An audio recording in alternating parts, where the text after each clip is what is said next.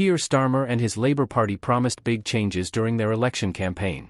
They told us they would fight for a fairer society, deliver on key issues, and put people first. But now, after taking power, it seems those promises have been left behind.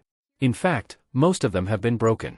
And this is why many are now calling them the most hypocritical party in the UK. Now, another lie from Keir Starmer has just been exposed. But before we get into what really happened, take a moment to watch this clip from his election campaign. What's striking here isn't just the promises made, it's how different the reality has turned out. It's not just about unkept pledges, it's about trust, and how quickly it's been lost. Let's take a closer look at the truth behind the headlines and what this really means for the future. There are choices on tax as well. We need to revive our high streets by cutting our business rates. And we need to be clear about council tax. Labour would freeze council tax next year using that windfall tax that hasn't been collected. Yes, you heard it right.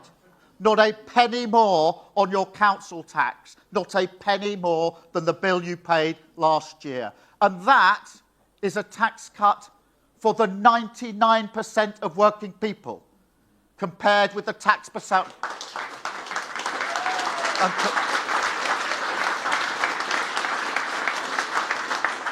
Compared with the tax cut for the richest 1% that we get. During his election campaign, Keir Starmer promised the British public that there would be no increase in council tax under a Labour government.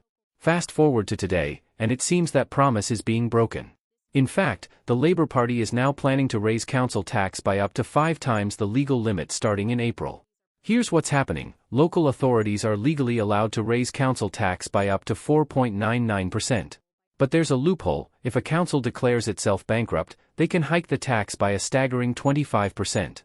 According to a recent report, 7 councils are already planning to raise taxes between 9.99% and 15%.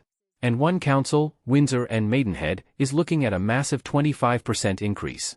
It's becoming clear that Labour may be more focused on exploiting the British public than keeping their promises. With millions of people set to be affected, it begs the question, is this the worst government in the history of the UK? If you agree, like and share this video to help spread the word about Labour's true colours.